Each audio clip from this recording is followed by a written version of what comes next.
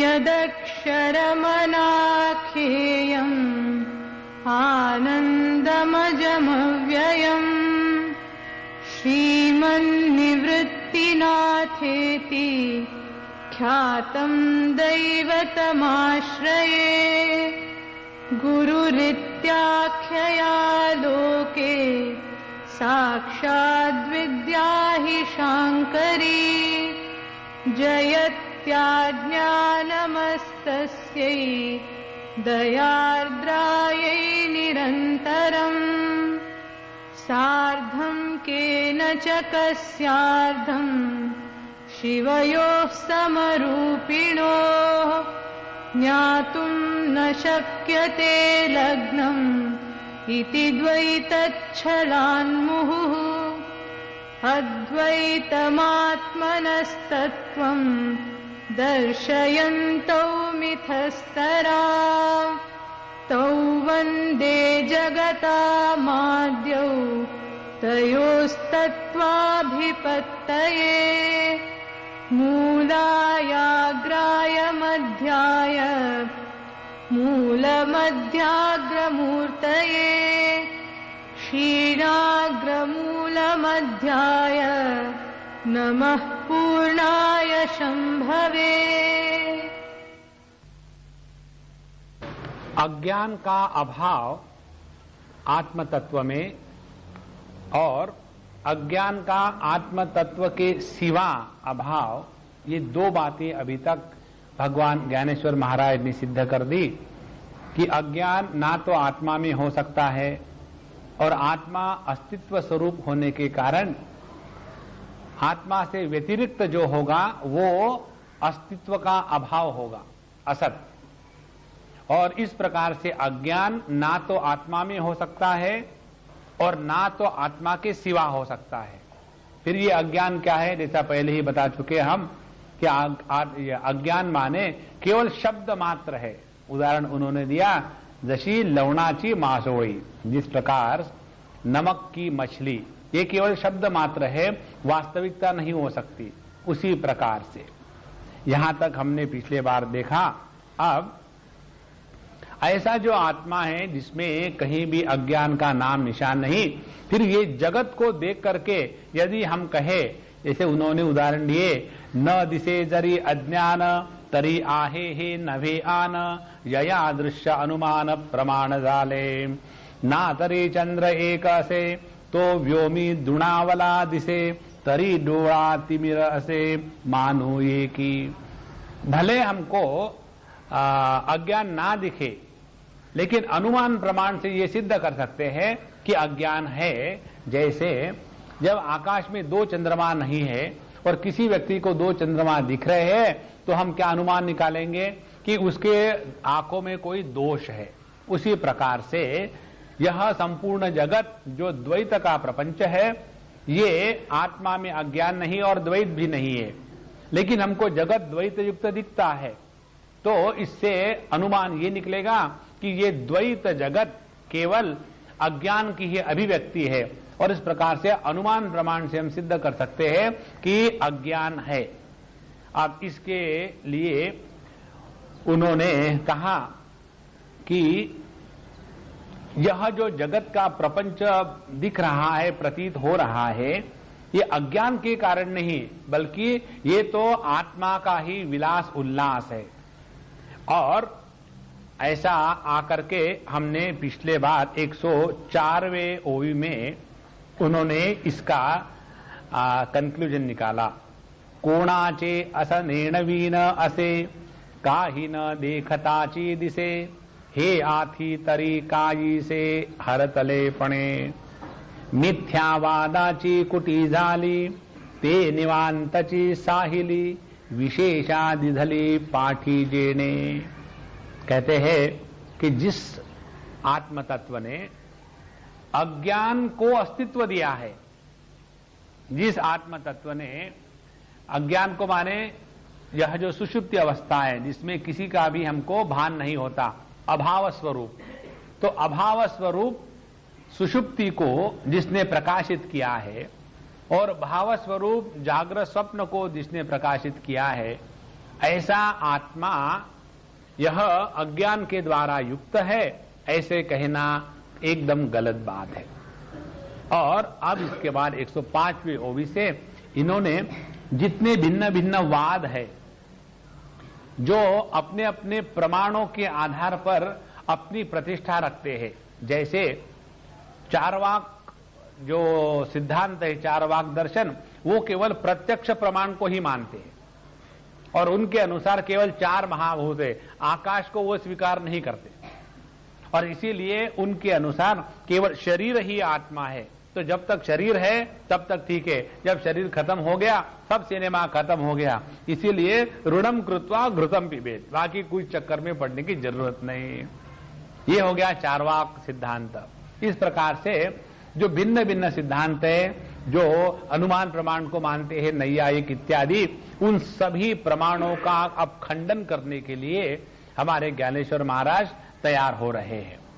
अब वो 105वें ओवी में उन्होंने क्या कहा, मिथ्यावादाची कुटी आली, कुटी माने दोष, कुटी माने बदनामी, मिथ्यावादाची कुटी आली ते निवांतची साहिली, जिन्होंने परमात्मा के अस्तित्व को अस्वीकार किया है, भगवान है ही नहीं।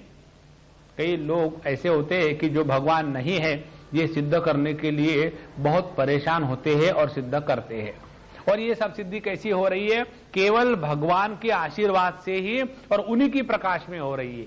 इसीलिए कहते हैं मिथ्यावादाची कुटी आली ते निवांतची साहिली, तो जिन्होंने परमात्मा के अस्तित्व को अस्वीकार किया है उसको भी इन्होंने आत्मा ने या परमात्मा तत्व ने साथ दिया।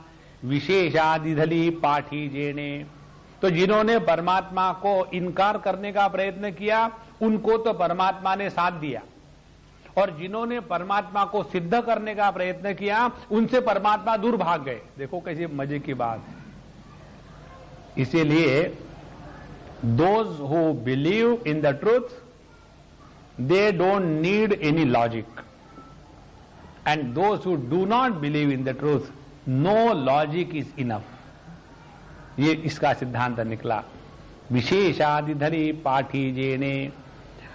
आप देखो और आगे कहते हैं, जो निमाली ही नींद देखे तो सर्वज्ञ ये वढ़े काय चुके, परिदृश्याचिया न टेके सोयरी कजो। अब जो परमात्मा निमाली ही नींद देखे, जो नींद को देखता है और उसके बाद नींद जब खत्म हो जाती है, माने जब जागृत अवस्था आ जाती है, तो जो नींद, स्वप्नावस्था, सुषुप्ति अवस्था, जागृत अवस्था, इन तीनों को जो देख रहा है तो सर्वज्ञ, वो सभी को जानता है। ये वढ़े काय चुके, तो क्या ये जगत का जो विस्तार है द्वैत का, क्या उसको वो प्रकाशित नहीं कर सकता? क्या उसको वो आधार नहीं दे सकता? तात्पर्य क्या है, जरा ध्यान से समझ लेना कि तात्पर्य ये है कि वो सिद्धांती ये सिद्ध करने का प्रयत्न कर रहा है कि जगत का द्वैत अज्ञान की अभिव्यक्ति है, और संत ज्ञानेश्वर कह रहे हैं कि जगत का द्वैत अज्ञान की अभिव्यक्ति नहीं है। जिस व्यक्ति ने द्वैत में भी अद्वैत का दर्शन किया है उसी ने परमात्मा का ठीक दर्शन किया है। एक बार भगवान कृष्ण ने उद्धव जी को कहा, जाकर के जरा गोपियों को कुछ सिखा के आना, बड़ी पागल है वो, अज्ञानी है, भक्ति भक्ति करती रोती रहती है। तो ये उद्धव जी महाराज पहुंच गए, और जब पहुंच गए वहां तो वृंदावनी प्रेम का समुद्र उभर रहा था। तो जब वहां गए तो सब गोपियों ने इसको घेर करके पूछा, हाँ भाई कहां से आए हो, कौन है, क्या हो? तो लोगों ने बताया कि भाई हम तो उद्धव है, भगवान के सखा है। तो सभी लोग उसके इकट्ठे हो गए और फिर उन्होंने अपना वेदांत शुरू कर दिया। एक अमेवा द्वितीय, तुम ये केवल उसके विरह अग्नि में तड़प रही हो, ये कोई गलत बात है। जो कभी भी अहेय या अनुपादेय है उसका विरह कैसा हो सकता है, और जो सभी मनों का अधिष्ठान है उसको मन कभी छोड़ ही नहीं सकता, और तुम कल्पना करी जा रही हो कि भगवान दूर चले गए। इस प्रकार से दुनिया भर की वेदांत की बातें करी। ये सब होने के बाद कहते हैं कि सब केवल ब्रह्म मात्र है, सब कुछ ब्रह्म है, भजन शुरू कर दिया। एक भजन भी है ना, मैं ब्रह्म तू ब्रह्म सब कुछ ब्रह्म है, ब्रह्म ब्रह्म ब्रह्म है। ये जब हो गया तब गोपियां शांत थी और उन्होंने कहा कि देखो, तो क्या ब्रह्म ब्रह्म को उपदेश करने के लिए आया है क्या? देखो, ये जितने ब्रह्म ज्ञानी होते हैं ना, दूसरों को उपदेश करने वाले, वो क्या ब्रह्म ब्रह्म को उपदेश कर रहा है? और फिर गोपियां कहती है, उद्धव जी जरा कान खोल के सुनो, हमारा वृंदावनी अद्वैत क्या है। जिस व्यक्ति ने द्वैत में अद्वैत के अभिव्यक्ति का दर्शन किया है, उसी को परमात्मा का ठीक दर्शन हुआ है। देखो कैसी पक्की बात है। द्वैत का मिथ्या करके तिरस्कार करना, ये द्वैत से डर के भाग जाना है। द्वैत में रह करके बंबई में साकीनाका में जाके अपने कार को धक्का लगाए बगैर निकल जाना, उसको कहते हैं ड्राइविंग की असली टेस्ट। कोई कहे कि हम ड्राइविंग करते हैं लेकिन केवल फुटबॉल के ग्राउंड पर या तो अपनी शिवाजी पार्क पर, वो ड्राइविंग थोड़ी है। उसी प्रकार से अद्वैत का दर्शन जब द्वैत के बीच में रहते हुए बना रहता है, तब तो कहीं वो अद्वैत है। और ऐसा जिसको अद्वैत का दर्शन हो गया है, वो द्वैत को मिथ्या या अनिर्वचनीय करके उसका तिरस्कार नहीं करेगा। वो ये जानेगा कि इस द्वैत में अद्वैत की ही अभिव्यक्ति है, तब कहीं जाकर के द्वैत में रह करके प्रेम अभिव्यक्त हो सकता है। जगत को मिथ्या स्वीकार करके जगत के साथ हम प्रेम नहीं कर सकेंगे। जब हम इसको स्वीकार करते हैं कि हमारा स्वप्न मिथ्या था, तो जब स्वप्न मिथ्या स्वीकार करेंगे तो स्वप्न के जितने वस्तु व्यक्ति थे, क्या उनके प्रति हमारे मन में प्रेम होता है? कभी नहीं हो सकता। उसी प्रकार से ये संपूर्ण जगत द्वैत का व्यापार, इसको यदि मिथ्या कहेंगे तो एक बात पक्की होगी, पहले ही हमारे हृदय में प्रेम का एकदम वहां सूखा पड़ा हुआ है।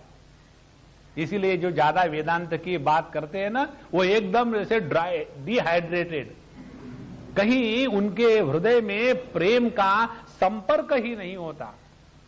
भगवान की ये बात समझ लेना, जो निमाली ही नींद देखे तो सर्वज्ञ ये वड़े काय चुके। तुम ये जगत के द्वैत को लेकर के कह रहे हो कि ये जो द्वैत है अज्ञान ने निर्माण किया है।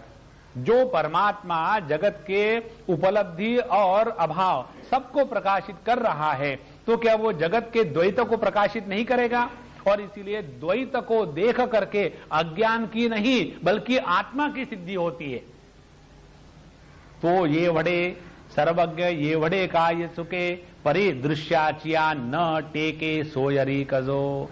लेकिन एक और सुंदर बात भगवान ने जान दी, लेकिन विशेषता यह है कि द्वैत के व्यापार में अभिव्यक्त होते हुए भी जिसमें दृष्टा और दृश्य इनके भेद का प्रभाव कभी भी नहीं हुआ, वो परमात्मा है।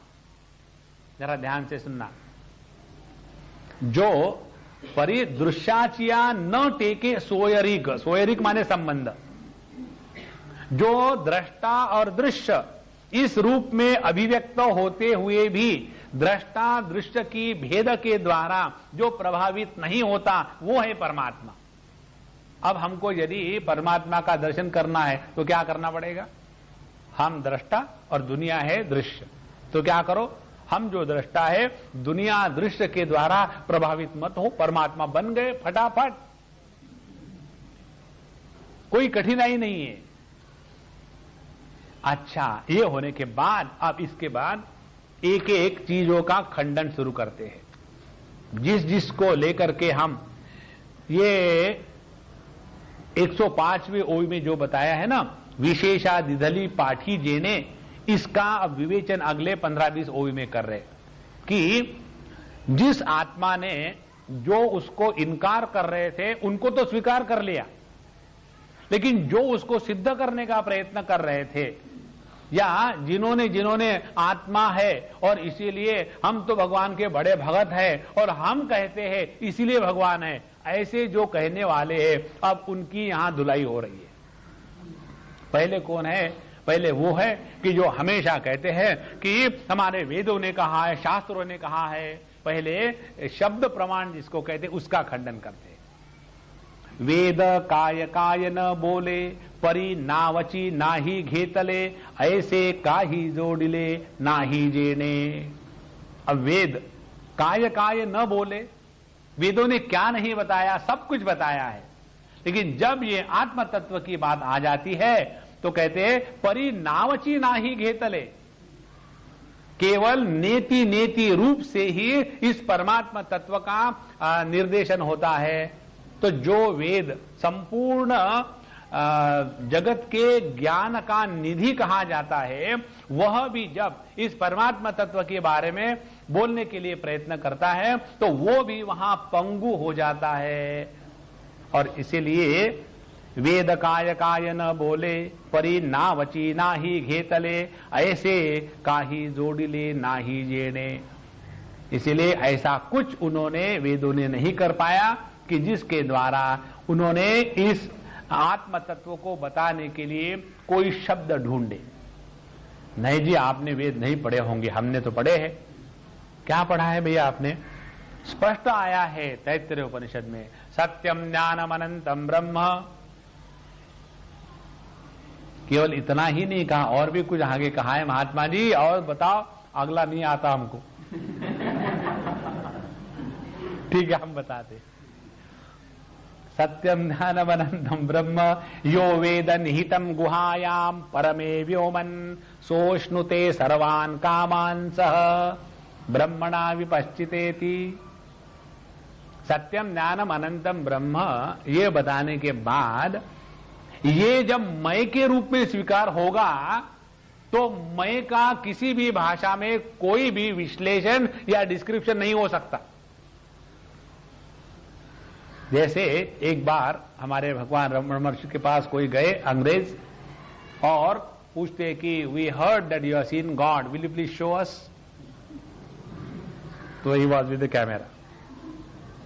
अब भगवान बैठे, बोले आओ। अपने बेड पर जाकर के लेट गए और आराम से बैठे रहे। उनका वो हमको पोज बड़ा अच्छा लगता था। हमारे कमरे में आश्रम में वो हमने वो नीचे बैठने का जो स्टैंडर्ड होता है ना महात्माओं को, वैसा कुछ नहीं, सीधा बिस्तर है। हम वहां से आते तुरंत सो जाते, वाई वेस्ट टाइम। तो हमको एक सज्जन ने कहा, स्वामी जी आप वहां से डायरेक्टली बेड पर बैठते हो, दिन को भी बेड पर बैठते हो? नहीं, दिन को भी बेड पर सोते हैं, बैठते नहीं। बड़े बड़े महात्मा ऐसे ही होते। तो रमण महर्षि देखो, उनका कि बैठने का स्थान नहीं था, सोने का स्थान था। ज्ञानिशा सर्वभूतानां तस्याम जागर्ति। अच्छा महाराज, जब वो उनके पास गए कि हमको परमात्मा के दर्शन कराओ, तो उन्होंने अपनी उंगली हिलाना शुरू कर दी और ये महात्मा जी फोटो लेने के लिए तैयार, और उनको परमात्मा दिख ही नहीं रहा था। और फिर कहते 5 मिनट के बाद, भाई हमको तो दिख नहीं रहा।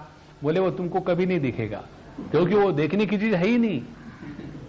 जहां हमने परमात्मा का मय के रूप में स्वीकार किया है, वहां दृष्टा दृष्ट का भेद समाप्त हो गया। और इसीलिए जब हम प्रश्न पूछते हैं कि भगवान कौन है, हमको बताओ, तो पहले हम पूछते तुम कौन हो, भगवान के बारे में पूछने वाले। हम अपने बाप के लड़के, हम तुम्हारे बाप का नाम नहीं पूछ रहे, हम पूछ रहे तुम कौन हो। और फिर देखो इसका विश्लेषण करके कि हम मराठी है, गुजराती है, कि दोनों का मिक्सचर है ना। ढूंढते जाओ। अल्टीमेटली आदमी उस नतीजे पर पहुंचता है कि अपने बारे में जब भी हम बोलेंगे, या तो गुणों का वर्णन करेंगे, या क्रिया का वर्णन करेंगे, या तो काल के प्रभाव का वर्णन करेंगे, इसके सिवा और कुछ नहीं है। और इसीलिए भगवान बताते हैं, वेद काय काय न बोले, परी नावची नाही घेतले, ऐसे काही जोड़ले नाही जेड़े। ऐसे कोई भी शब्द वेद नहीं इकट्ठा कर सका कि जिसके द्वारा अपने स्वरूप के बारे में बोला जाए। अब इसके बाद उदाहरण देते हैं इस सिद्धांत को। सूर्य कोणा न पाहे, परी आत्मा दाविला आहे, गगन व्यापिता ठाए, ऐसी वस्तु आहे। ये जो सूर्य है, इसने किसको प्रकाशित नहीं किया? सूर्य कोणा न पाहे, परी आत्मा दाविला आहे, ये प्रश्न है। क्या ये सूर्य ने आत्मा को प्रकाशित किया है? तमेव भांतम अनुभाति सर्वम, तस्य भाषा सर्वमिदं विभाति। फिर गगन व्यापिता ठाए, आकाश ने सबको व्याप्त कर लिया है, लेकिन क्या इस आत्म तत्व को व्याप्त कर लिया है? ऐसी वस्तु आहे, आत्मा ऐसी वस्तु है। अब ये दो होने के बाद अब हम इसको शास्त्रीय पद्धति से आपको बताएंगे। तीन प्रकार के प्रमाणों से हम किसी का अस्तित्व सिद्ध करते हैं। एक को कहते शब्द प्रमाण, और एक को कहते प्रत्यक्ष प्रमाण, और तीसरी बात होती है कि जैसे अंधेरे में कोई व्यक्ति खड़ा है तो हम उसको प्रत्यक्ष प्रमाण से नहीं देख सकते, और उस समय हम क्या करेंगे? लाइट ले जाएंगे, उसको देखेंगे। लेकिन यदि लाइट भी ना हो और वो अंधेरे में खड़ा है तो उसको यदि हमको जानना है तो हम क्या करेंगे? हम पूछेंगे, भाई यहां कोई है? हां जी, मैं खड़ा हूं यहां। तो उस व्यक्ति का अस्तित्व शब्द प्रमाण के द्वारा सिद्ध हो गया। तो सूर्य का उदाहरण लेकर के उन्होंने प्रत्यक्ष प्रमाण का विषय परमात्मा नहीं है ये बात बताई। माने किसी भी ज्ञानेंद्रिय की गति इस तत्व में नहीं है, इसलिए जो जो अभी ज्ञानेंद्रियों के गुलाम है उनको भगवान का दर्शन नहीं होगा, कहने का तात्पर्य ये है। अब दूसरी बात, सूर्य कोणा न पाहे आत्मा तरी दाविलाए। अच्छा, गगन व्यापता ठाए। अब गगन माने जो हमको आकाश दिखता है अगल बगल में, उसको कहते हैं भूत आकाश। ये तीन आकाश समझ लो, पिछले बार भी हम बता चुके हैं। इस भूताकाश में भूत मात्र रहते हम लोगों के जैसे। दूसरा आकाश है चित्ताकाश। इस चित्ताकाश में वृत्तियों का साम्राज्य होता है, और ये चित्ताकाश को ही चित्त कहते हैं। और तीसरा होता है चिदाकाश। चिदाकाश माने वह ज्ञान, वह शुद्ध ज्ञान जहां वृत्तियों का उदय नहीं हुआ, वृत्ति रहित ज्ञान में जो अस्तित्व है उसको कहते चिदाकाश। तो चिदाकाश के आधार पर चित्ताकाश की अभिव्यक्ति, और चित्ताकाश का स्थूलीकरण ये भूताकाश है। इस प्रकार से भगवान बताते हैं कि ये भूताकाश जो है इसने किसको नहीं समाया, लेकिन क्या ये आत्मा को अपने में समा सकता है? नहीं। कारण क्या? इस भूताकाश का अधिष्ठान है चित्ताकाश। तो क्या चित्ताकाश परमात्मा को समा सकता है? बोले नहीं, क्योंकि इस चित्ताकाश का अधिष्ठान है चिदाकाश, और यह जो चिदाकाश है यही हमारा स्वरूप है। इसीलिए गगन व्यापिता ठाए वस्तु ऐसी है। गगन आकाश ने सबको भी अपने में कर लिया हो, इसके बारे में एक बहुत सुंदर प्रसंग आता है एक उपनिषद में कि आकाश क्या है। तो वहां शिष्य अपने गुरु महाराज को पूछते हैं कि आत्मा क्या है, कहाँ है? तो उन्होंने कहा आत्मा को पेंडिंग रखो, तुम कहाँ हो? बोले हम आश्रम में हैं। आश्रम कहाँ है? बोले आश्रम पवई में है। पवई कहाँ है? बंबई में है। बंबई कहाँ है? महाराष्ट्र में है। महाराष्ट्र कहाँ है? भारत में है। भारत कहाँ है? एशिया में है। एशिया कहाँ है? पृथ्वी में है। पृथ्वी कहाँ है? पानी में है। पानी कहाँ है? अग्नि में है। अग्नि कहाँ है? वायु में है। वायु कहाँ है? आकाश में है। आकाश कहाँ है? मन में है। और मन कहाँ है? इस चिदाकाश में। तो तुम कहाँ हो? ढूंढो। देखो कैसी सूक्ष्म प्रक्रिया है। इस प्रक्रिया को भगवान बता रहे हैं। वेद काय काय न बोले, परी नावची नाही घेतले, ऐसे का ही जोड़ले नाही जेने। शब्द प्रमाण का व्यापार आत्म तत्व के बारे में नहीं है। फिर सूर्य कोणा न पाहे, सभी प्रकार के जितने ज्ञानेंद्र इत्यादि उसका कोई मतलब नहीं। उसी प्रकार से पंचमहाभूत, गगन इत्यादि। और ये पूरा होने के बाद प्रसंग फिर हम आपको एक ओवरऑल पिक्चर देंगे। आगे कहते हैं देह हाडांची मोळी, मी म्हणोनी पोटाळी, तो अहंकार गाळी पदार्थ हा। देह क्या है? हाडांची मोळी। देखो कितना सुंदर शब्द है ना। जिनको मराठी आती है उनको मालूम है। ये जो हड्डियों की, जैसे लकड़ियों की एक ऐसा बंडल बांध के ले जाते हैं ना, उसी प्रकार से हमारा शरीर क्या है, तो हड्डियों का एक बंडल है।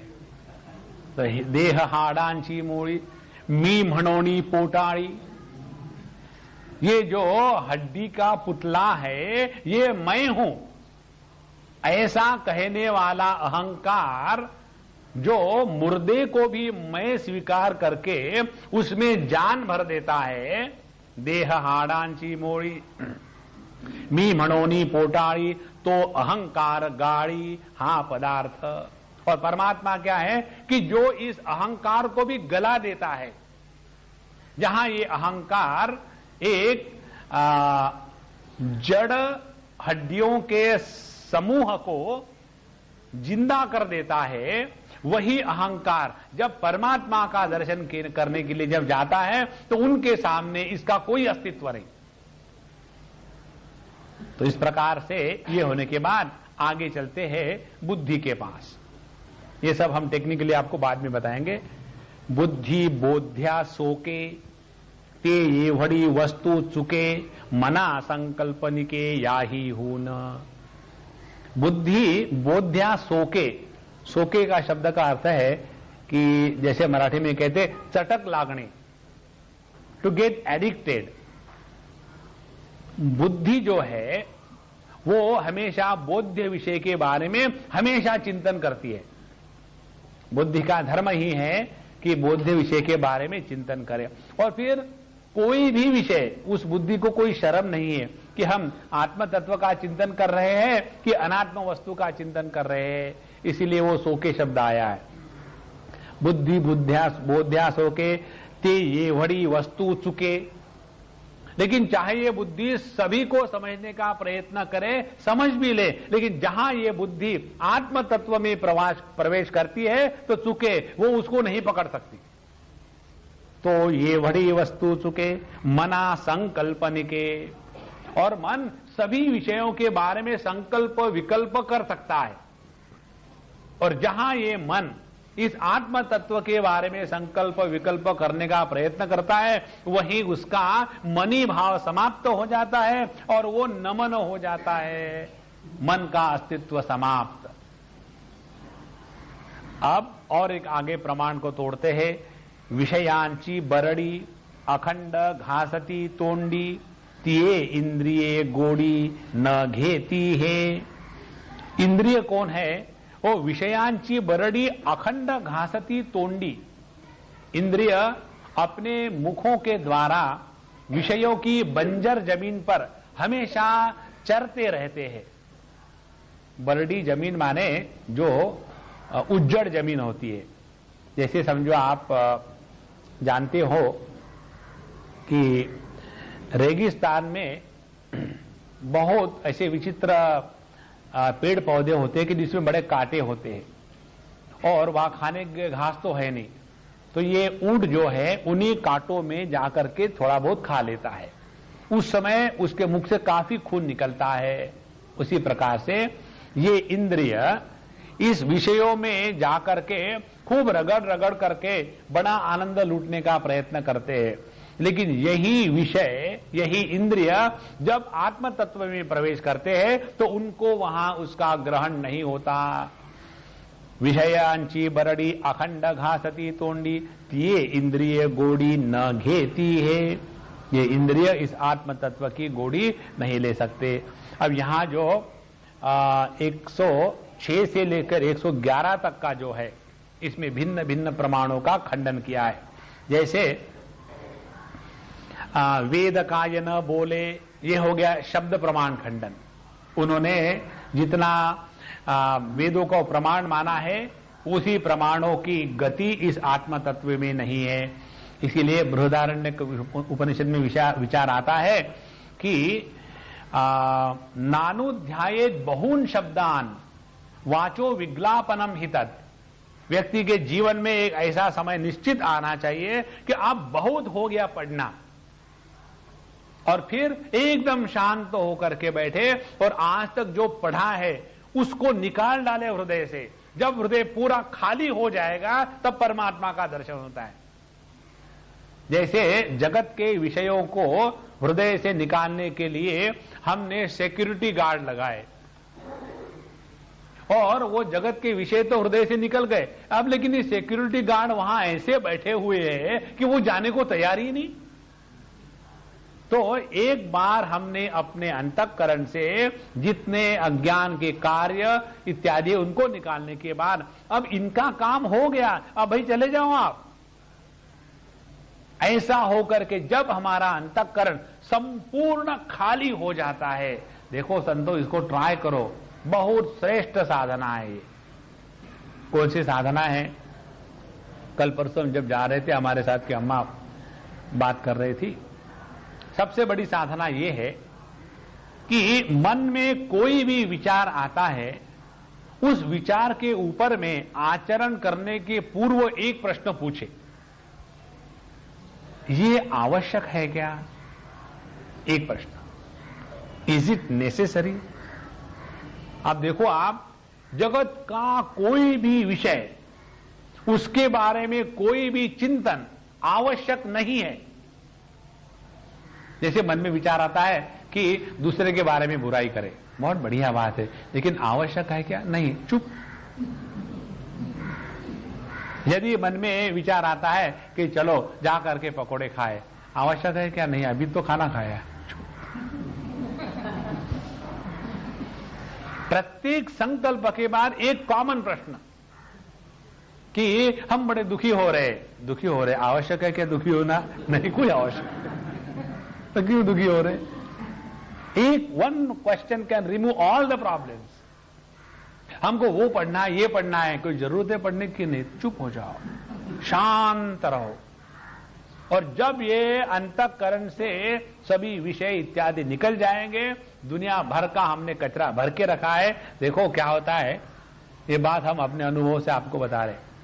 पहले पहले जब हम कहीं किसी संतों के प्रवचन सुनने को जाते थे और हमारे गुरुदेव के प्रवचन सुनते थे, तो हमारे दिमाग में क्या बात आती थी, गुरुदेव ने यहां ये उदाहरण अच्छा दिया और फिर वैसा भी उदाहरण मुझे मेरे लेक्चर में देना है। दिमाग में आत्म तत्व का चिंतन नहीं था। उन्होंने कैसा बढ़िया बताया है वैसा मुझे बताना आना चाहिए। और ये कोई मिमिक्री है क्या स्पिरिचुअलिटी माने? अपने हृदय में तत्व के चिंतन के सिवा कोई भी चिंतन न हो, माने सभी चिंतनों का अत्यंत अभाव। चिंतन रहित अंतःकरण में ही परमात्मा की अभिव्यक्ति होती है, और वो अभिव्यक्ति ऐसी होती है कि जिसमें किसी भी प्रकार का ज्ञान नहीं होता। इसीलिए ज्ञानी मत बनो। जहां ज्ञानी बनेंगे तो दुनिया को ज्ञान पिलाने में परेशान हो जाएंगे। चलो बैठो। जो ताजे ताजे वेदांती होते हैं ना, उनको देखो आप, बाल की खाल खींचते नहीं। यहां तो ये जो पंचीकरण है ना, उसमें आधा अंडा ऊपर जाता है, आधा उसी में फंसे हुए। महत्व की बात छूट जाती है और इसमें फंस जाते हैं। तो वेद काय काय न बोले, यहां उन्होंने शब्द प्रमाण का खंडन किया। उसके बाद सूर्य कोणा न पाहे गगन व्यापता ठाए, वहां उन्होंने वो सभी प्रमाण नष्ट कर दिए जहां हमने प्रत्यक्ष प्रमाण इत्यादि का आधार लिया था। फिर तीसरा है देह हाड़ा ची मोड़ी अहंकार। देखो इस प्रकार से आता है, ये सब का सब अपरा प्रकृति का वर्णन है। जैसे तस्मात् आत्मनः, उस आत्मा से ये जगत का निर्माण हुआ। तो कैसे निर्माण हुआ? तो इसी प्रक्रिया आती है भागवत में कि पहले उस आत्म तत्व में स्फुरणा हुई, और उस स्फुरणा को कहते हैं अव्यक्त शक्ति, अव्यक्त नामनी परमेश शक्ति। तो यह पहली स्थिति हो गई आत्मा की अभिव्यक्ति की अव्यक्त, जिसको माया प्रकृति इत्यादि कहते हैं। और इस अव्यक्त में जब स्पष्टता आने लगी तब उसी को कहते हैं महत्तत्व। और इस महत्तत्व की जब अभिव्यक्ति होना शुरू हो जाती है तो उसमें पंचमहाभूत और मन, बुद्धि और अहंकार, ये 8 चीजें बनती है। जैसे अपरा प्रकृति का 7वें अध्याय में वर्णन आता है, खम मनो बुद्धि रेवच, और पहले ये 5 महाभूत। तो ये पंचमहाभूत और 3 मन, बुद्धि और अहंकार, ये 8 हो गए अपरा प्रकृति। और इसमें से अहंकार में परमात्मा का प्रतिबिंब पढ़ करके वहां चित छाया या चिदाभास जागृत हो जाता है और फिर वहां से जीव भाव निर्माण होता है। तो ये अहंकार जो है ये जीव भाव नहीं है। जैसे आकाश तत्व है, जैसे पानी तत्व है, उसी प्रकार से अहंकार भी एक तत्व है। और यही अहंकार हमारे शरीर में 5 महाभूतों को इकट्ठा करके रखता है। जब कहते हैं ना ये बड़े अहंकारी है, बिना अहंकार का हमारा शरीर इकट्ठा नहीं रहेगा। जैसे एक कोई मैग्नेट हो और उसके अगल बगल में दुनिया भर के लोहे के कण चिपके हुए हैं, तो वो लोहे के गुण कण कब तक चिपके रहेंगे? जब तक कि उसके अंदर में मैग्नेटिज्म होगा तब तक। जहां उसमें से मैग्नेटिज्म हटा दिया है एकदम सब नीचे निकल जाएंगे। उसी प्रकार से 5 गुणों को एकत्र ला करके इस आकार में धारण करने के लिए जो तत्व है उसको कहते अहंकार। अब देखो ये जो अहंकार तत्व है जो 5 महाभूतों को इकट्ठा रख करके शरीर को धारण कर सकता है, ये अहंकार तत्व भी परमात्मा को नहीं धारण कर सकता, ये कहने का तात्पर्य है। तो जो देह हाडांची मोड़ी मी म्हणोनी पोटाड़ी, तो ऐसा जो अहंकार है गाड़ी पदार्थ माने ये अहंकार भी उसी अव्यक्त का कार्य है। जिस प्रकार से अग्नि की दाहिका शक्ति अग्नि को नहीं जलाती, उसी प्रकार से इस दाहिका शक्ति के जितने भी कार्य है वो भी अग्नि को किसी भी प्रकार से परेशान नहीं करेंगे। उसी प्रकार से आत्मा की, परमात्मा की जो अनंत आह्लादिनी शक्ति है उसको शाक्त कहेंगे शक्ति, वेदांती कहेंगे कल्पित माया और सांख्य कहेंगे प्रकृति या अव्यक्त। केवल शब्दों का भेद है, तत्व वही है। तो यह जो परमात्मा उसकी जो अव्यक्त शक्ति है, इस शक्ति की जब अव्यक्त स्थिति होती है तब इसको शक्ति कहते हैं, और जब अभिव्यक्त स्थिति होती है तब इसको जगत कहते हैं। माने जगत और शक्ति एक ही तत्व के 2 रूप है, अव्यक्त के रूप में शक्ति और व्यक्त के रूप में जगत।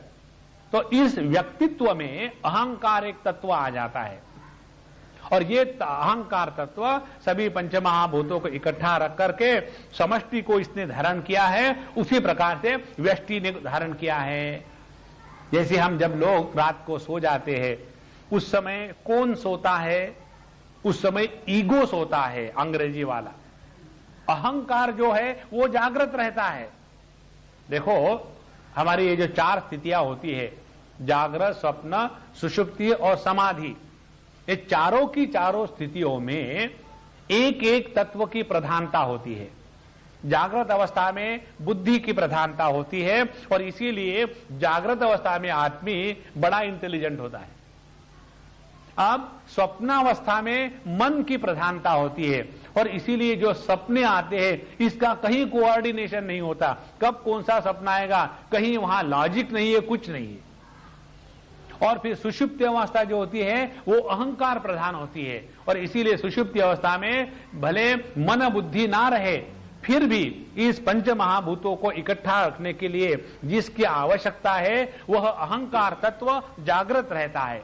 और इसीलिए ये खून का चलना, श्वास चलना, डाइजेशन चलना, नाखून बढ़ना, बाल बढ़ना, ये कार्य अहंकार के द्वारा होता है, अहंकार तत्व के द्वारा। और जब समाधि अवस्था में हम जब रहते हैं उस समय समाधि अवस्था में बुद्धि भी नहीं, मन भी नहीं, अहंकार भी नहीं, वहां केवल चित्त बना रहता है। और इसीलिए जब अहंकार से, जब समाधि से व्यक्ति जागृत अवस्था में आता है तो चित्त के संस्कार ज्यों के त्यों रहते हैं, वो नष्ट नहीं होते। इसीलिए चित्त के संस्कारों को नष्ट करने के लिए आत्म स्वरूप के ज्ञान की आवश्यकता होती है, ये इसका तात्पर्य है। तो देह हाडांची मोड़ी मी म्हणोनी पोटाड़ी तो अहंकार गाड़ी पदार्थ। अब देखो इस लाइट में देखो, जगत के पदार्थ आत्म तत्व को ग्रहण नहीं कर सकते, पदार्थ को ग्रहण करने वाले ज्ञानेंद्रिय इत्यादि कर्मेंद्रिय वो उसको ग्रहण नहीं कर सकते, और मन जिसके द्वारा हम अनेक प्रकार की कल्पनाएं करते वो मन इसको ग्रहण नहीं कर सकता। वो बुद्धि जो सबको समझती है लेकिन परमात्मा को नहीं समझ सकती, परमात्मा समझ के बाहर है। वो अहंकार जो हड्डियों को इकट्ठा करके जिंदा रखता है, वो अहंकार भी परमात्मा तत्व को ग्रहण नहीं कर सकता। इस प्रकार से ये सभी के सभी तत्व जो जगत के हैं वो आज तक परमात्मा को ग्रहण नहीं कर सके। इसका कारण क्या है? यहां ये बहुत सूक्ष्म विचार है, ध्यान से सुनना। यहां जाकर के हम अपने पलटी खा जाते हैं। ये सभी की सभी बातें सत्य है, इसमें असत्य मिथ्या कुछ नहीं है। जैसे हम जब अग्नि को देख रहे हैं तो हमारे दृष्टि से अग्नि, उसकी दाहिका शक्ति और उसकी प्रकाशिका शक्ति, इसमें से अग्नि हो गया धर्मी और प्रकाश और दाहिका शक्ति ये हो गए धर्म। तो ये दोनों ही सत्य है, अग्नि भी सत्य है और उसका जलाने का प्रकाश करने का धर्म भी सत्य है। झूठ क्या है? फिर जो मिथ्या मिथ्या कहते हैं उसका तात्पर्य क्या है? उसका तात्पर्य यह है कि जब आप अग्नि के स्थान पर रहोगे तब अग्नि के दृष्टि से देखो तो ना तो दाहिका शक्ति है ना तो प्रकाशिका शक्ति है। क्यों? कि वो शक्तियां अग्नि पर किसी भी प्रकार का प्रभाव नहीं डालती, ये इसका तात्पर्य है। तो जब तक हमने अपने आप को व्यक्तित्व के रूप में स्वीकार किया है तब तक के ये संपूर्ण जगत परमात्मा की शक्ति का विलास है। परमात्मा सत्य है तो उसकी शक्ति भी सत्य है, कोई झूठ नहीं है। और इसीलिए संपूर्ण जगत वास्तविक है, इसमें मिथ्या नाम की कोई चीज नहीं है। तब कहीं जाकर के इस परमात्मा में हम, इस जगत में हम परमात्मा का दर्शन कर सकते हैं। ये संपूर्ण देखो, हमने 9वां अध्याय में यही तो देखा है, पश्चिमे योगम ईश्वरम। मैं जब संपूर्ण जगत को अपने में अव्यक्त कर लेता हूं तब मेरी योग की स्थिति होती है, और ऐश्वर्य और इसी जगत को जब मैं अभिव्यक्त करता हूं तो वो मेरा ही स्वरूप है। जैसे हम समझो किसी के घर गए और घर जाने के बाद उनके घर को ही देखने लग गए और उस व्यक्ति की तरफ देखने को तैयार ही नहीं, तो वो तो उस व्यक्ति का अपमान हो गया ना। और यदि हम उनके घर गए, उन्हीं को देख रहे हैं और उनका जो ऐश्वर्य है उसको देख ही नहीं रहे, वो आपको इसलिए ले गया कि आपके घर का ऐश्वर्य दिखा दे, उसको आप देख नहीं रहे, तो असली दर्शन क्या होगा? असली दर्शन ये होगा कि उस व्यक्ति को भी हम देखते हैं और उसके ऐश्वर्य की भी तारीफ करते हैं, तब हमने उस व्यक्ति को पूर्णता से देखा है। यही सादी बात सभी संत जानते हैं, और इसीलिए जब किसी के यहां जाते हैं तो उस व्यक्ति से भी बात करते हैं, उसके बच्चे ये वो सभी से प्रेम से व्यवहार करते हैं। और जब हम गृहस्थ लोग किसी के यहां जाते हैं तो अपने काम से मतलब, हाँ भाई पैसे चाहिए, पैसे दे दो, पैसे ले लो और निकले, कैसे प्रेम जुड़ेगा? इसलिए ये जगत को देखना भगवान ज्ञानेश्वर महाराज की दृष्टि से तो इसको जागृत करे कि परमात्मा जब योग स्थिति में होते हैं तब ये जगत का द्वैत जो हमको दृग्गोचर होकर के परेशान कर रहा है वो नहीं, और ये संपूर्ण जगत परमात्मा के ही ऐश्वर्य का विलास है। इस प्रकार से इस जगत में कुछ भी ऐसी वस्तु नहीं है कि जो असत्य है या झूठ है या मिथ्या है, सभी कुछ परमात्मा मात्र है।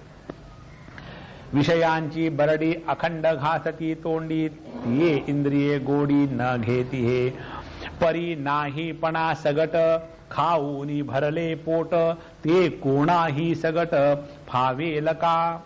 अब एक 12वीं ओवी में कहते हैं, नाहीपणा सकट, अलॉन्ग विथ नॉन एग्जिस्टेंस, अभाव के साथ नाहीपणा सकट, खाऊनी भरले पोट, जिसने सभी के सभी अभाव को निगल लिया है। माने जो अभाव को भी अस्तित्व दे रहा है वो इस जगत के अस्तित्व को क्या अस्तित्व नहीं देगा? पहले तो उन्होंने शब्दों की महिमा गाई और शब्द कैसे बढ़िया होते हैं वो बताया। फिर बताया ये इतने बड़े शब्द जो है इनका हमको अपने स्वरूप के बारे में विस्मरण कराने के लिए कई लोगों ने प्रयोग लाया, लेकिन जब हमारे स्वरूप में विस्मृति है ही नहीं तो विचारे शब्द अनावश्यक हो गए। फिर दूसरा विचार बताया था कि हमको अपने स्वरूप के अज्ञान के कारण दुख होता है, तो अज्ञान के नाश के लिए शब्दों का प्रयोग किया जाता है। फिर ये सिद्ध कर दिया कि अज्ञान या अविद्या है ही नहीं तो इसका नाश शब्द क्या करेंगे। अब तीसरी जो विचारधारा है इस अध्याय की प्रकार से परिपूर्ण ही सगट भावेल का, तो ऐसा ये जो परमात्मा तत्व है जिसने अभाव को निगल लिया है उसको कोई भी नहीं जान सकता और इसीलिए परमात्मा अभाव स्वरूप नहीं है। अब इस परमात्मा की और बात करते हैं।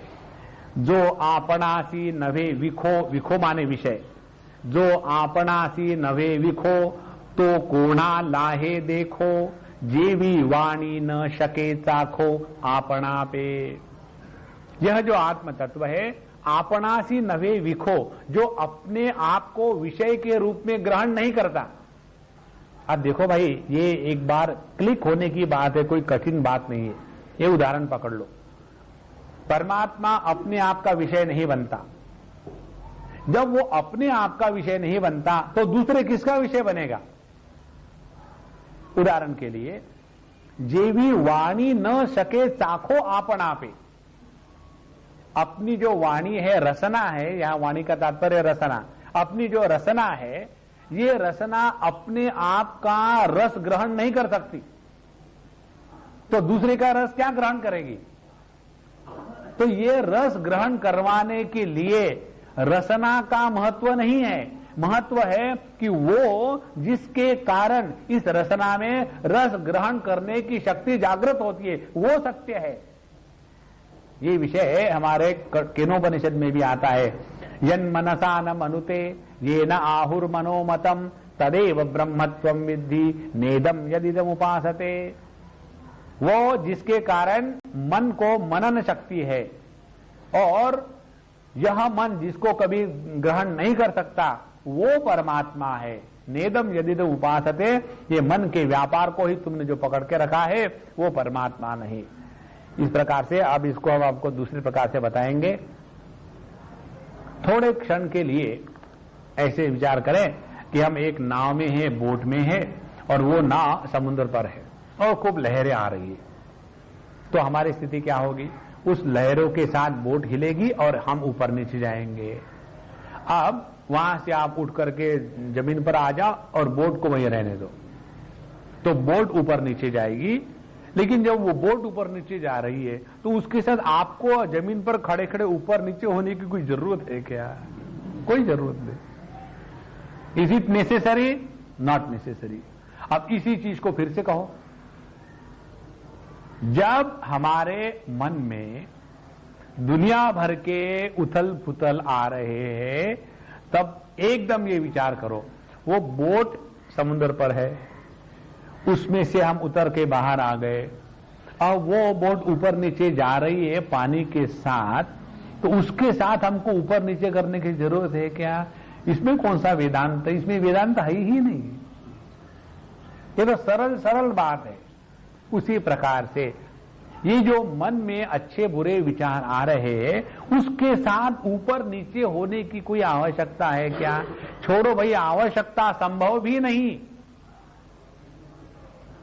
संभव कैसे नहीं, हम तो जब उसको ऊपर देखते तब देखते, नीचे होते नीचे करते।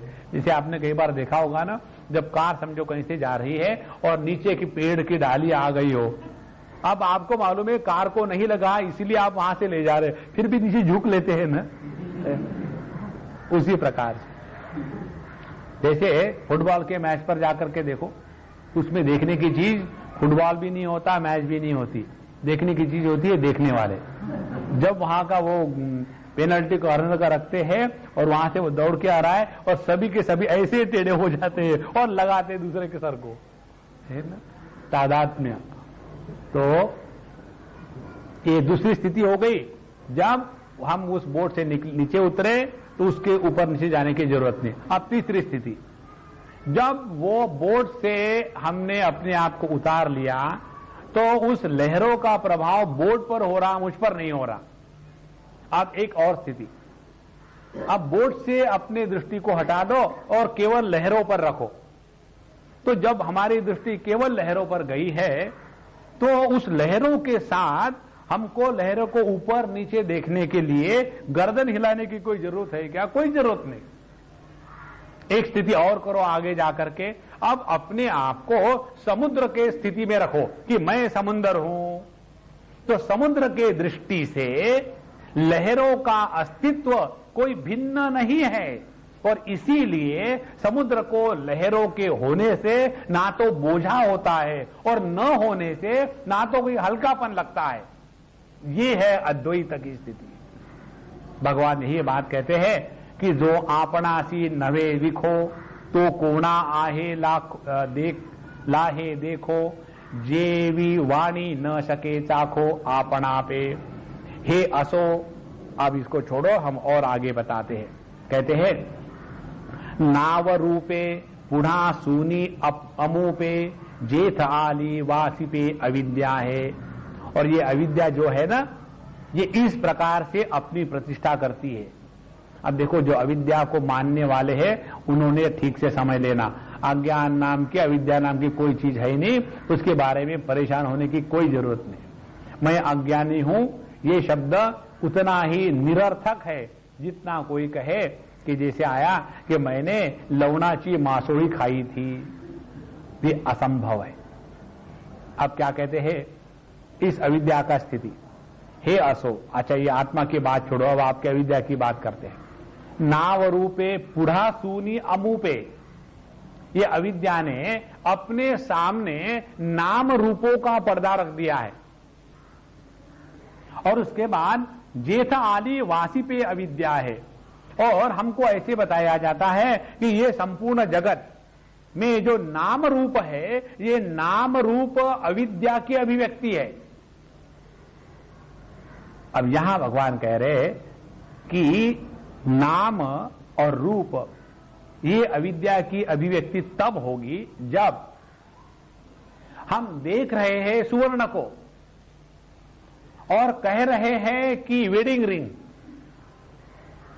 अब इससे इसी को कहते हैं वेडिंग रिंग, जो पहनने के बाद वेड लगता है, वेडिंग रिंग। अरे भाई, सुवर्ण को देख करके सुवर्ण कहो ना, वेडिंग रिंग क्यों कह रहे हो? लेकिन हम तो उसको वेडिंग रिंग ही कहेंगे तो कहते जाओ। आपके कहने से वो सुवर्ण होना बंद नहीं करेगा। उसी प्रकार से यह संपूर्ण जगत, चाहे उसको आप नाम कहो या रूप कहो, है परमात्मा ही। लेकिन हमारी दृष्टि ये नाम रूप में फंस गई है और फिर हम कहते हैं कि इस नाम रूप यदि मिथ्या है तो इसका कारण क्या है? तो पहली बात यह कि नाम रूप मिथ्या नहीं है। जब सुवर्ण को हम सुवर्ण कहते हैं तो उसमें क्या झूठ है? जब जगत को परमात्मा कहो तो कुछ झूठ नहीं है। जब परमात्मा को जगत कहते तब झूठपना आ जाता है। हे असो नाव रूपे पुढ़ा सूनी अमोपे जेठ आली वासी पे अविद्या है। म्हणोनी आपुलेची मुख पहावयाची भूक न बाणी मा आनिक केर घेल। अब देखो, ये 15वीं जो हुई 115वीं, इसमें जितनी आज तक हम लोगों ने साधना कर रही है उसका अब वो सत्यानाश करने वाले। म्हणोनी, ऐसी स्थिति होने के कारण, आपुलेची मुख पहावयाची भूक न बाणे, ये सर्वश्रेष्ठ स्थिति है। जब व्यक्ति को मैं कौन हूं ये जानने की इच्छा समाप्त हो जाती है, तब उसने अपने आप को प्राप्त कर लिया है। प्रारंभ कहां से किया था? हु एम आई। अब जब ये पता चला कि मैं ना तो शब्द प्रमाण का विषय हूं, ना प्रत्यक्ष प्रमाण का विषय हूं, ना अनुमान प्रमाण का विषय हूं, ना तो मैं जगत बना हूं, ना तो मैं आत्मा हूं, ना तो अविद्या हूं, केवल एक तत्व मात्र है जहां किसी भी प्रकार के शब्दों का व्यापार नहीं होता। ये होने के बाद, जैसे ये उदाहरण ऐसा है, जो व्यक्ति अभी दिल्ली पहुंचा नहीं, उसके लिए दिल्ली पहुंचना है, ये चक्कर रहेगा। और जो वहां एक बार जाकर के प्राइम मिनिस्टर की चेयर में बैठ गया, उसको कहां पहुंचना है, अब उसको वहीं दफनाना है और कुछ नहीं करना।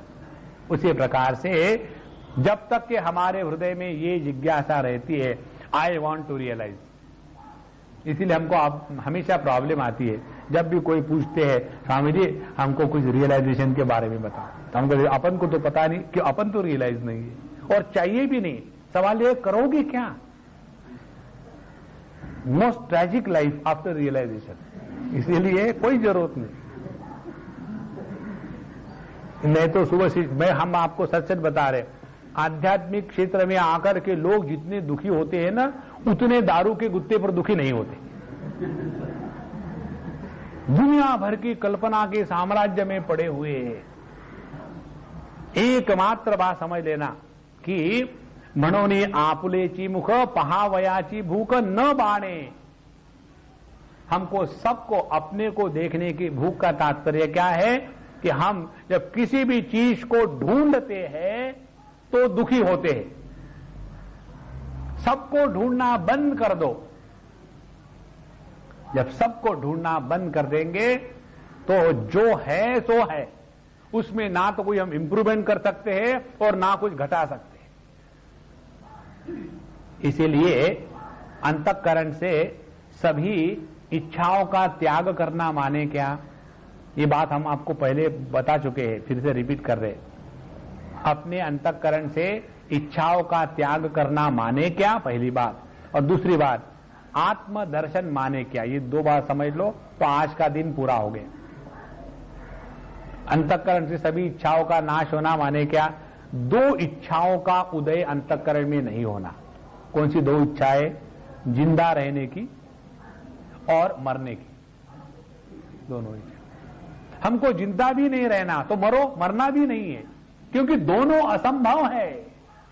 जिंदा रहने की इच्छा तब होती है कि जब हमने अपने आप को मर्त्य या परिच्छिन्न समझ के रखा है, इसीलिए जिंदा रहने की इच्छा होती है। और मरने की इच्छा इसलिए होती है कि हम इस परिच्छिन्नता से परेशान हो गए, इसलिए मरेंगे तो छुटकारा पाएंगे। ये दोनों इच्छाएं केवल परिच्छिन्नता का ही एक आविष्कार है, बाकी कुछ नहीं है। इसीलिए हमको इस जगत में रहते समय ना तो जिंदा रह करके कुछ कमाना है, ना तो मर करके किसी से छुटकारा पाना है। फिर क्या कर रहे? करना ही नहीं, होना है होने दो। जितनी ये स्थिति बनी रहेगी, आप देखो मन हमेशा प्रसन्न रहेगा और मन की प्रसन्नता के रूप में ही परमात्मा की अभिव्यक्ति होती है।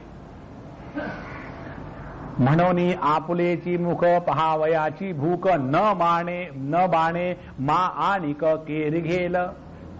जिस व्यक्ति को मैं कौन हूं इसकी ही भूख नहीं है, तो जगत के किसके बारे में जानने को चाहेगा? हम लोग दूसरे व्यक्ति के बारे में क्यों जानना चाहते हैं? क्योंकि जब हमने उसको अपने से भिन्न जाना है, जब हम उसके साथ कंपेयर करना चाहते हैं, जब हम उससे कुछ लाभ लेना चाहते हैं, जब हम उससे अपने आप को बचाना चाहते हैं, तब जाकर के उसके बारे में हम जानना चाहते हैं। जब एक तत्व के सिवा कुछ है ही नहीं, तो ना तो किसके बारे में जानने की जरूरत है, ना तो किसी से भागने की जरूरत है। अब ये जो है इसका उदाहरण उन्होंने अगले दो ओवी में दिया, 116 और 117, कि जो व्यक्ति रियलाइज करने का प्रयत्न करते हैं उनकी क्या स्थिति है। पहला जो उदाहरण है ये हम लोगों को नहीं समझ में आएगा, भिन्न प्रकार का है। नाडिले जे वादी कड़े आत बाहिर सवड़े तैसा निर्णयो सुनाट पड़े केला ये था। निर्णय आत्मा है और अज्ञान नहीं है, इसका निर्णय कैसा है? तो बताते हैं, आप लोग खेले कि नहीं पता नहीं, बचपन में ऐसे धागे हम लोग लेते थे, ऐसे ऐसा करके ऐसा करके ऐसा करके, उसके बाद कहते आप तुम्हारा हाथ उसके बीच में डालो, बीच में, फिर हम ऐसे छोड़ देते तो उसका हाथ बाहर, उसके अंदर नहीं रहता। ये उन्होंने उदाहरण दिया है।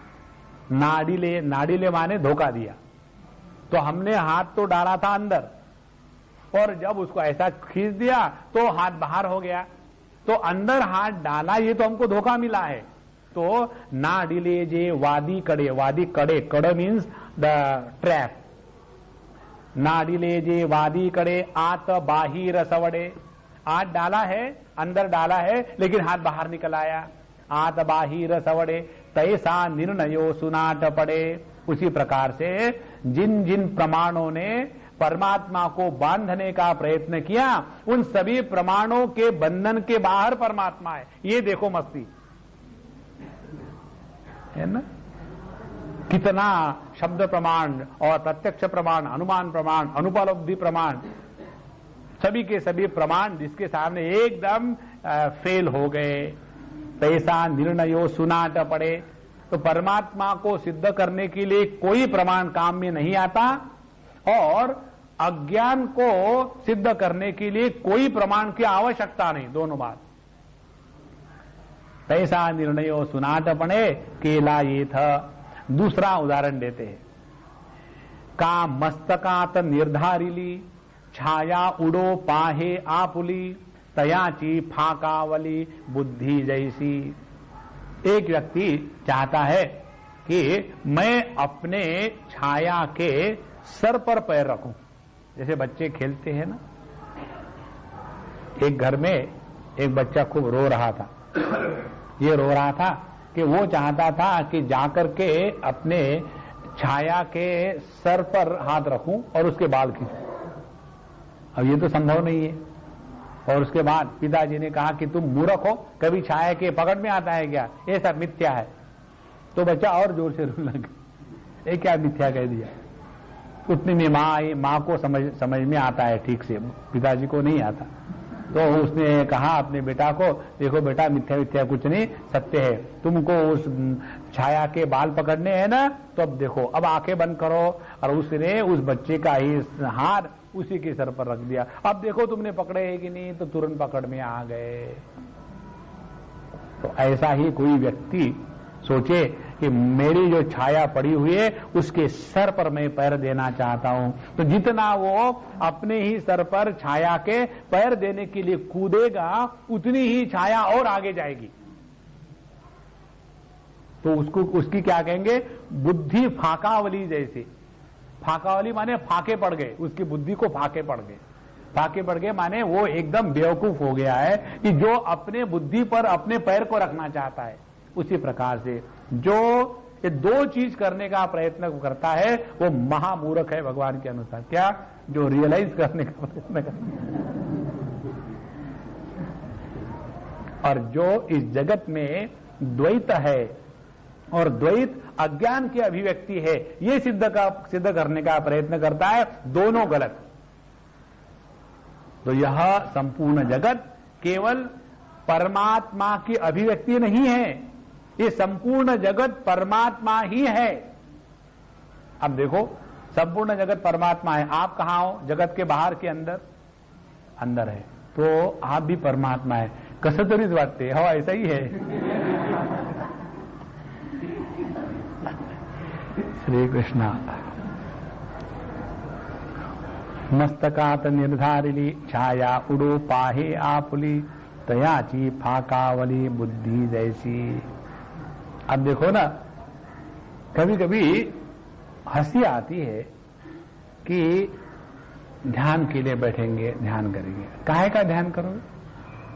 किसका ध्यान करोगे? पत्नी बन करके बैठेंगे तो पति के टिफिन बॉक्स का। पति बैठ करके ध्यान करेंगे तो कल की सब्जी का। आज टिफिन में वही आने वाली है ना। जब तक के कुछ बने हैं तब तक के परमात्मा के दर्शन की भूख लगेगी। अब जितने बने हैं वो सब बनावटी है, उसको छोड़ो। बनावटी चीजों को मत पकड़ो। गहने बनावटी है, सुवर्ण असली है। तैसे टणकोनी सर्वथा हे ते ऐसी व्यवस्था करी तो चुकला हाथा वस्तु साजिए। अब देखो, ये हमने बात कही इस आधार पर कही तैसे उसी प्रकार से टणकोणी सर्वथा, टणकोणी माने जो व्यक्ति हमेशा टन करते रहता है। टन करने वाला कौन है? जहां लिया वेदांत की बात, ये है वो है ऐसा वो ऐसा, प्रत्यक्ष प्रमाण, अनुपलब्धि प्रमाण और अनुपान अनुमान उपमान, दुनिया भर के प्रमाण बता, इसने वैसा बताया उसने वैसा बताया, और केवल शब्द जालम महारण्यम, बाकी कुछ नहीं। भगवान कहते हैं तैसा टणकोनी सर्वथा, अनेक प्रकार से प्रयत्न किए और क्या कहा? परमात्मा हे ते, परमात्मा ऐसा होता है, परमात्मा वैसा होता है, ऐसी व्यवस्था, ऐसा जो कहेगा तो करी तो चुकला हाथा वस्तु साजिए, उसने परमात्मा को खो दिया है। परमात्मा ऐसा है या तैसा है, यूं है या त्यों है, यहां है या वहां है, अब है या तब था, इस सभी की सभी बातें हम परमात्मा को दूर ढकेल रहे हैं, उसके नजदीक नहीं जा रहे। जितना परमात्मा के बारे में बोलना बंद करो उतना परमात्मा नजदीक आएगा। परमात्मा को डर लगता है कोई मुझे अपने जीवा से चाट न ले। देखो, जो भी वस्तु जीवा को स्पर्श करती है उसको झूठा कहते हैं, है ना? चम्मच लिया मुख में और उसमें से चावल निकालकर चम्मच ले लिया, तुम इसे खाओ, नहीं, झूठा है। क्या झूठा है? हमारी जीवा ने उसको स्पर्श किया। परमात्मा को यूं है वो है ऐसा कहना माने अपने जीवा से परमात्मा को स्पर्श करना। अब हमारी इतनी गंदी जीवा, भगवान क्या चाटने देगा? अपने आप को भागेंगे वो, और इसीलिए जो ज्यादा बोलते हैं उनके पास भगवान नहीं रहते। तो करो क्या? शांत रहो महाराज, जो जैसा है बढ़िया है। और ये जो शांति है ये दो प्रकार की होती है। एक तो अभिव्यक्त शांति। अभिव्यक्त शांति कैसी होती है? हमेशा एक वो शांति है, अंदर में खूब धूम धड़ाका चल रहा। हाँ, कई बार देखो बैठे बैठे आदमी अकेला बैठा है और सर हिल रहा है, तो अंदर से जो है ना स्टीम का प्रेशर ऊपर नीचे आ रहा है, ऐसा कुछ नहीं। और ऐसे व्यक्ति कागज पेंसिल लेकर के बैठते हैं, चाय चाहिए, चाय दे दिया, चीनी क्यों कम है। ऐसी जिसके अंतःकरण की स्थिति है उससे बढ़िया है कि चिल्लाकर मांग लो और पियो, कोई जरूरत नहीं मौन रखने की। एक तो ये मौन, असली मौन है कि मौन माने अपने मन को किसी भी हालत में विक्षेपित नहीं होने देना। बाहर से चाहे आप बोलो चाहे ना बोलो, बिना बोल करके मौन रखने की प्रक्रिया हम आपको बतावे। जो बोलते हैं लेकिन मौन रहते हैं, एक वो कोई भी अपने बोली का कभी अर्थ नहीं निकालते, माने निरर्थक बोलते हैं। निरर्थक बोलते हैं माने जो जब वो किसी को अपना कहते हैं तो वो अपना नहीं कहते, जब किसी को पराया कहते हैं तो पराया नहीं कहते, जब मुझे कोई चीज अच्छी लगती है कहते हैं तो वो वैसा नहीं कहते, और जब कहते मुझे ये चीज अच्छी नहीं लगती तो वो वैसा नहीं कहते। माने जो सरासर झूठ बोलते हैं वही असली मौनी है। इसीलिए तो हमारे कन्हैयालाल जी असली मौनी है। न मे द्वेषोस्ति न प्रियः, है ना? तो तैसे टणकोनी सर्वथा हे ते, ऐसी व्यवस्था करी तो चुकला हाथा वस्तु साजिए। इसीलिए इस वस्तु को, इस तत्व को पकड़ना हो तो अपने दिमाग में से सब चीजों को हटा लो, मन को एकदम खाली कर दो। जितना मन खाली रहेगा, शांत रहेगा, उतना मन प्रसन्न रहेगा। और इस खाली मन में जो अप्रतिम विचारों का प्रवाह शुरू हो जाता है, जब जरूरत है तब परेशानी नहीं होती। अन्यथा हमेशा टेंशन बना रहेगा, वहां जाना है, ये करना है, वो करना है, अब क्या करना है, हो रहा है, जैसा होगा वैसा होगा, कोई फर्क पड़ता नहीं किसी जगत में। तो ये जगत को ना तो हमको सुधारना है ना तो हमको बिगाड़ना है, क्योंकि हमारे सुधारने से आज तक स्वयं हम नहीं सुधरे, दूसरे क्या सुधरेंगे। उसी प्रकार से हम इस जगत में किसी का भी कुछ बिगाड़ नहीं सकते, हमको लगता है हम बिगाड़ रहे हैं।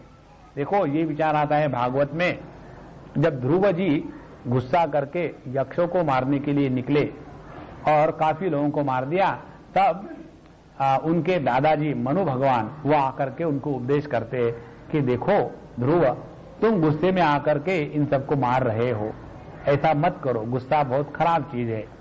और फिर जाकर के अब कुबेर जी से माफी मांग लेना। जब ये कुबेर जी के पास जाते हैं तो कुबेर जी कहते ध्रुव को, देखो तुमने अपने जीवन में सर्वश्रेष्ठ बात प्राप्त कर ली है, अपने हृदय से यक्षों के प्रति जो घृणा तुम्हारे मन में थी वो तुमने त्याग कर दी। अब जो तुमसे हुआ है उसको लेकर के रोना मत, अपने आप को कोसो मत, यहां कोई किसी को नहीं मारता, ये सब प्रभु की लीला चल रही है। अब इसके बाद अपने जीवन को सुधारो, ये तात्पर्य है। जितनी ये बात हृदय में बैठेगी मन प्रशांत रहेगा, और इस प्रशांति को ही कहते हैं कि उसी ने इस वस्तु को प्राप्त किया। आगे कहते हैं आता सांगिजे ते के उते शब्दाता संसार नाही जे थे दर्शना बीजे ते थे जानी व आणी। अब यहां से ये जगत में द्वैत की अनुभूति कैसे होती है इसके बारे में बताते। कहते आता सांगिजे ते के उते, उस तत्व के बारे में अब पता नहीं आपको कैसे बतावे। सांगिजे ते के उते, क्यों? शब्दाता संसार नाही जे थे, जहां शब्दों का संसार का संपूर्ण अभाव है, ऐसे परमात्मा के बारे में अब हम आपको क्या बतावे। ऐसा कह करके ज्ञानेश्वर महाराज चुप हो गए, और इस चुप्पी को ही दक्षिणामूर्ति स्तोत्र में कहते हैं मौन व्याख्या प्रकटित पर ब्रह्म तत्वम युवानम। जो केवल शब्दों का ही नहीं बट शब्दों के अभाव को भी प्रकाशित करता है, वह मैं हूं। इसके बारे में जितना बोलने का प्रयत्न करेंगे उतना हम उस परमात्मा को दूर ढकेलेंगे और उसके पीछे दौड़ते रहेंगे, और वो भागता रहेगा। ये मुझे शब्द से पकड़ने के लिए आ रहा है, ये अपनी जीवा से मुझे चाटना चाहता है, और मुझे गुदगुदी होगी, भागो यहां से। आता सांगिजे ते के उते शब्दाता संसार नाही जे थे। अब कहते हैं दर्शना बीजे ते थे जानी व आनी। फिर जो हमका दर्शन हो रहा है जगत का, इसको जरा समझ लेना। ये बहुत ही अप्रतिम विचार है भगवान ज्ञानेश्वर महाराज का, ये आपको कहीं नहीं मिलेगा, किसी भी ग्रंथ में नहीं मिलेगा। कहते हैं दर्शना बीजे ते थे जानी व आनी। दर्शन क्या है? दर्शन है दृष्टा दृश्य, इन दोनों के व्यापार को कहते हैं दर्शन। माने जहां दृष्टा दृश्य और दर्शन ये त्रिपुटी का अस्तित्व है, वहां जगत है, वहां संसार है, वहां भगवान का वर्णन है, वहां भगवान के बारे में बोलना है, वहां भगवान की स्तुति करना है, वहां भगवान से प्रार्थना करना है। ये सभी की सभी बातें तब संभव है कि जब ये दृष्टा दर्शन और दृश्य इन तीनों का व्यापार संभव है तब। अब भगवान कहते हैं कि दर्शना बीजे, ये दर्शन के त्रिपुटी का बीज क्या है? तो कहते दर्शना बीजे ते थे जानी व आनी। जानी व माने नोइंगनेस, जानी व नेनी व भगवंती नाही। परमात्मा में जानी और नेनी दोनों नहीं है। अब देखो, जैसे ये हमने आपको पहले समझाया था कि अग्नि के ये जो दो गुण है, प्रकाश और उष्णता, इनको जैसे हम अलग अलग कर सकते हैं, दोनों रहते अग्नि में साथ साथ है, लेकिन उस अग्नि को पानी के साथ लगाओ तो केवल उष्णता के गुण को ग्रहण करेगा, प्रकाश को नहीं। और यदि उस अग्नि को लकड़ी के साथ लगाओ, प्रज्वलित करो, तो दोनों गुण साइमल्टेनियसली होंगे। उसी प्रकार से एक परमात्मा के ये दो गुण हैं, अंग्रेजी में कहेंगे तो sentiency and knowingness together called as consciousness. तो ये जो कॉन्शियसनेस है उसमें से नोइंगनेस को हटा दो। कॉन्शियसनेस में से नोइंगनेस की एब्सॉर्प्शन जो है वो है सब साधना। जब हम गहरी नींद में रहते हैं तब ये जो लाइफ है, जीवन है, चेतना है, ये तो चलती ही रहती है, लेकिन इस चेतना की जो अभिव्यक्ति मनस तत्व के रूप में होती है, चेतना की अभिव्यक्ति मनस तत्व के रूप में होना माने ज्ञाता, ज्ञेय और ज्ञान, इस त्रिपुटी का जन्म होना। जहां हमने चेतन तत्व के इस अभिव्यक्ति को अपने कंट्रोल में रखा, वहां हम जीवन मुक्त हो गए। देखो महाराज, जैसे हम सब चेतन है, चैतन्य की अभिव्यक्ति है। कब? जब जागृत अवस्था में रहते हैं, स्वप्नावस्था में रहते, सुषुप्ति अवस्था में रहते हैं। जागृत अवस्था में गुंडागर्दी करने वाला, सबको परेशान करने वाला लड़का या लड़की 2-4 साल का जब सुषुप्ति अवस्था में रहता है तो कितना निरागस और प्यारा लगता है। उसमें भी वही चैतन्य की अभिव्यक्ति कंटिन्यूअस रहती है जब वही बच्चा जागृत अवस्था में आता है, लेकिन वहां राक्षस का जन्म हो जाता है। तो क्या एडिशनल बात हुई? वहां एक ही बात हुई, इस चैतन्य की अभिव्यक्ति में मन का उदय हुआ। भगवान शंकराचार्य कहते हैं अपने भाष्य में, इसको कहते हैं मनस्पंदन। मनस्पंदन किसको कहते हैं? जब चैतन्य की अभिव्यक्ति में ज्ञाता, ज्ञेय और ज्ञान, इसकी त्रिपुटी का उदय होता है। जैसे किसी के चेहरे पर फुंसी आ जावे, जब चेहरे पर फुंसी आ जाती है तो क्या होता है? वहां थोड़ा दर्द बढ़ता है। जब फुंसी नहीं है तो नॉर्मल है, माने जहां जहां दर्द है वहां वहां एब्सेस है। तो जागृत अवस्था, स्वप्नावस्था, ये अपने स्वरूप पर एक बड़ा एब्सेस है और इसीलिए हम लोग दुखी होते हैं। तो एब्सेस है तो क्या करो? उसमें से पस को निकाल डालो। कौन सा पस है? पस यही है कि तेरा मेरा, मेरा तेरा, दूसरा कोई पस नहीं है इसमें। मामका पांडवाश्चैव मदर्थे त्यक्त जीविता स्वजनम ही कथम हत्वा सुखिन श्याम माधव।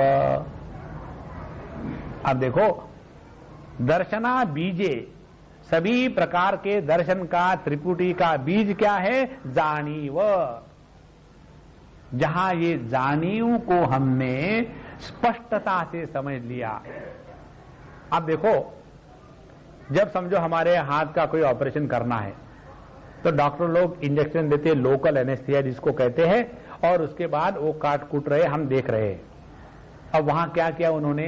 केमिकली हमारी जो जानीव है, that expression of the consciousness as mind, that is suspended for some time, बाकी कुछ नहीं किया। और इसीलिए उस समय सब देखते हुए भी दर्द नहीं होता। और जरा ध्यान से सुनना, और जब वहां बड़ा एब्सेस है तो वहां बहुत दर्द होता है। कारण क्या? कि उस एब्सेस में उस चैतन्य की ये जानीव नाम की जो चीज है वो बहुत ज्यादा मात्रा में अभिव्यक्त हो रही है। इसीलिए थोड़ा भी धक्का लगाओ तो बड़ा दर्द होता है। इसीलिए जो जानीव का चक्कर है, नोइंगनेस, ये हमारे संत ज्ञानेश्वर महाराज ने इतनी स्पष्टता से बाहर लाया है।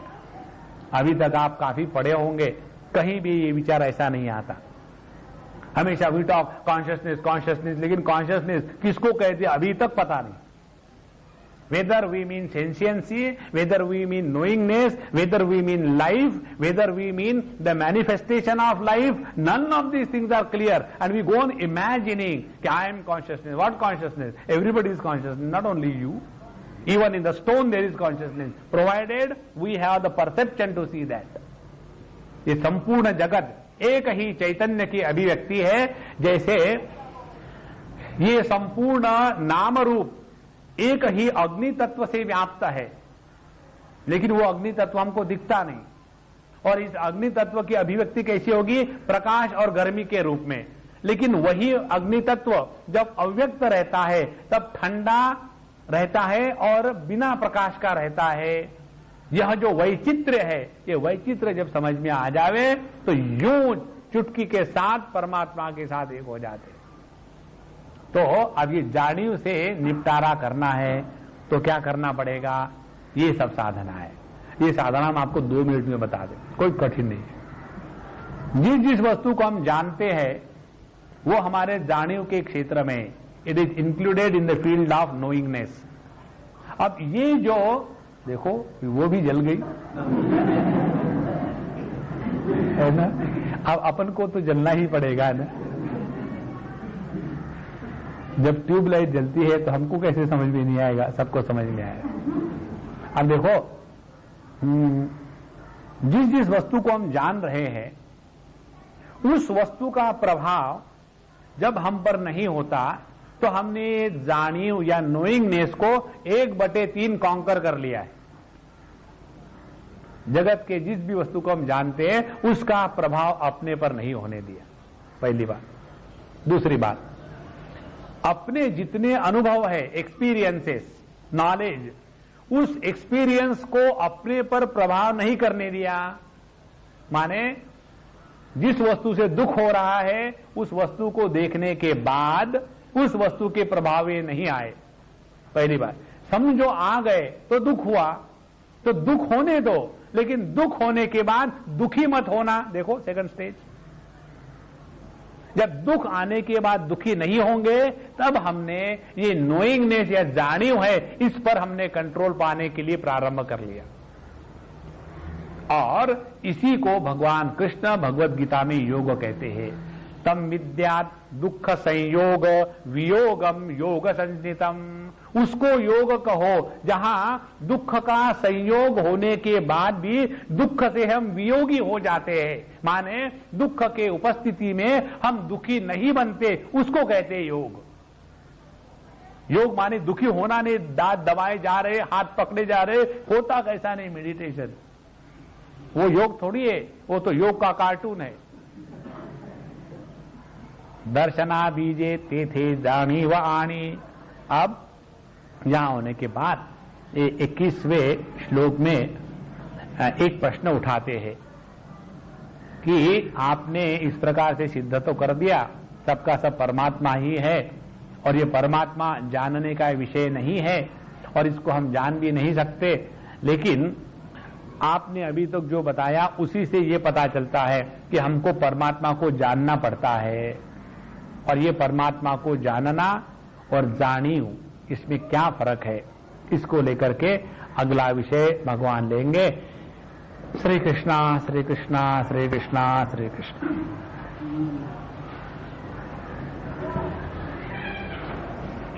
ओम पूर्णमदः पूर्णमिदं पूर्णात् पूर्णमुदच्यते पूर्णस्य पूर्णमादाय पूर्णमेवावशिष्यते।